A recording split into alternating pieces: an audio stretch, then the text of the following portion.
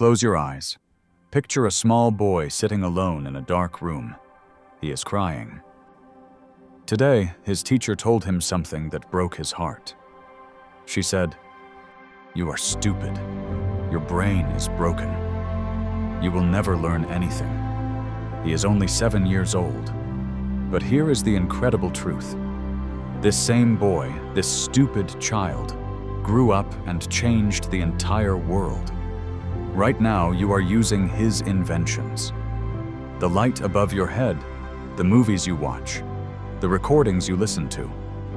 Before he succeeded, he failed 10,000 times. 10,000 times. And he never gave up. Who was this boy? Let's discover his story together. Welcome to Learn English Through Story. Today, we learn about persistence, failure, and never giving up. Let's begin. The year is 1854. A cold winter morning in Michigan, USA. In a small classroom, a young boy sits at his wooden desk. His name doesn't matter yet. What matters is what happens to him today. The teacher stands at the front of the class. She is angry. This boy asks too many questions. He doesn't learn the way other children learn. He daydreams. He thinks differently. She has had enough. "Your mind is addled," she announces loudly. "You cannot focus. You ask foolish questions. You will never succeed in school. You should leave and stop wasting everyone's time." The other children laugh. They point at him. They whisper cruel words. The boy feels tears burning in his eyes, but he refuses to cry in front of them. He stands up, picks up his small bag, and walks out of the classroom. His face is red with shame. His hands are shaking. He runs all the way home. He bursts through the door of his house, tears now streaming down his face. His mother is in the kitchen. She is a gentle woman with kind eyes. She was a teacher once, many years ago. She sees her son's face and immediately knows something terrible has happened. "What's wrong, my child?" she asks softly. He tells her everything. Every word the teacher said. Every laugh from the other students. Every moment of humiliation. His mother listens carefully. She doesn't interrupt. She doesn't judge. She simply listens with her whole heart. When he finishes, she kneels down to his level. She takes his face gently in her hands and looks directly into his eyes. "Listen to me carefully," she says. "You are not stupid. You are brilliant. Your mind works differently, and that is not a weakness. It is your greatest gift. I will teach you myself. I will show you that your questions are valuable. Your curiosity is precious. Don't ever let anyone tell you that you cannot learn." From that day forward, his mother becomes his teacher. She creates lessons designed for the way his mind works. She encourages him to ask as many questions as he wants. She nurtures his curiosity instead of crushing it. Years later, when he becomes famous, he will say, "My mother made me who I am. Without her belief in me, I would have been nothing." The boy grows older, but his curiosity never fades. At age 12, he takes a job selling newspapers on trains to help his poor family. But he cannot just sell newspapers like a normal boy. He transforms the baggage car of the train into a secret laboratory. He brings chemicals, equipment, books, and strange tools. During quiet moments, he conducts experiments. He wants to understand how the world works. One afternoon, disaster strikes. One of his experiments goes wrong. Chemicals react unexpectedly. Fire erupts in the baggage car. Smoke fills the space. The conductor is furious. He grabs the boy, drags him off the train, and throws all his equipment onto the platform. Glass breaks. Chemicals spill. Months of work destroyed in seconds. Most children would be devastated. Most would see this as a sign to give up. But not this boy. He stands there, covered in soot and ash, looking at his broken equipment, and then he smiles. Why? Because he learned something valuable. He learned which chemicals should never be mixed on a moving train. He learned how fast fire spreads without proper ventilation. Failure has become his teacher. Years pass. The boy becomes a man, an inventor, a creator who refuses to accept limitations. Now he faces the greatest challenge of his life.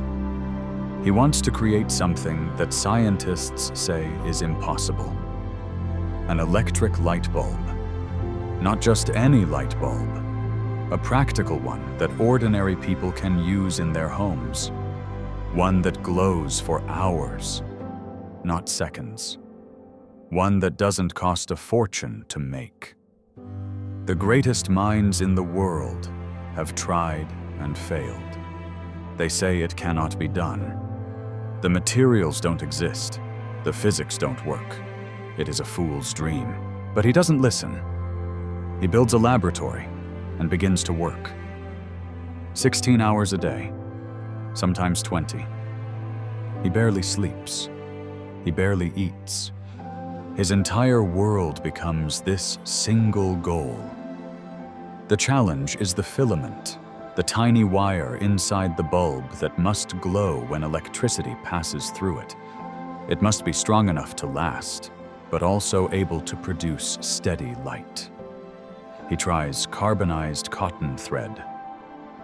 It glows for a few seconds, then dies. He tries platinum wire. It melts immediately. He tries paper, cardboard, fishing line, coconut hair, cork. Nothing works. 100 attempts fail, then 200, then 500. His assistants become discouraged. Perhaps the scientists are right, they say. Perhaps this is impossible. Perhaps we should work on something else. But he refuses to stop. 1,000 attempts, 2,000, 5,000. Each failure teaches him something. Each mistake eliminates one more wrong path. Each experiment brings him closer to the answer, even though he doesn't know it yet. A newspaper reporter hears about this obsessed inventor who refuses to quit. The reporter comes to the laboratory to write a story about failure. He looks around at the chaotic workspace. Tables covered with broken glass, notebooks filled with failed experiments. A man with tired eyes and burned hands who looks half crazy with determination. The reporter asks a simple question.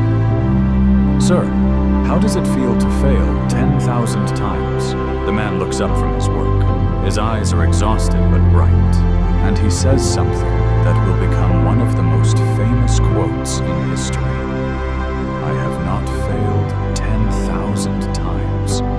I have successfully discovered 10,000 ways that will not work. I am not discouraged. I am educated. The reporter writes these words down, not knowing he has just captured the essence of true genius. After the reporter leaves, the man returns to his work. More attempts, more failures, more lessons. 6,000 experiments, 7,000, 8,000. His funds are running low. His assistants are exhausted. People mock him in the newspapers. They call him crazy. They say he is wasting his life. But something inside him refuses to surrender. He knows he is close. He can feel it. 9,000 attempts, 9,500. Then, on October 21st, 1879, he tries something different. He takes a piece of bamboo and carbonizes it through a careful process perfected through years of failure. He places this carbonized bamboo filament inside a glass bulb. He removes all the air to create a vacuum. He seals it carefully. He connects the electricity. The bulb begins to glow. Not a flash, not a flicker. A real, steady, beautiful light. 1 hour passes, still glowing. 2 hours, 5 hours, 10 hours. His assistants gather around, watching in disbelief. After all these years, after all these failures, they are witnessing a miracle. The bulb glows for 13.5 hours before it finally dies. But those 13 hours change human history. The man's name is Thomas Alva Edison, and he has just illuminated the world. Edison's story is not just about inventing a light bulb. It's about something far more important. It's about refusing to let others define your potential. It's about seeing failure as education, not defeat. It's about persisting when everyone else quits. Right now, you are learning English. Sometimes it feels impossible.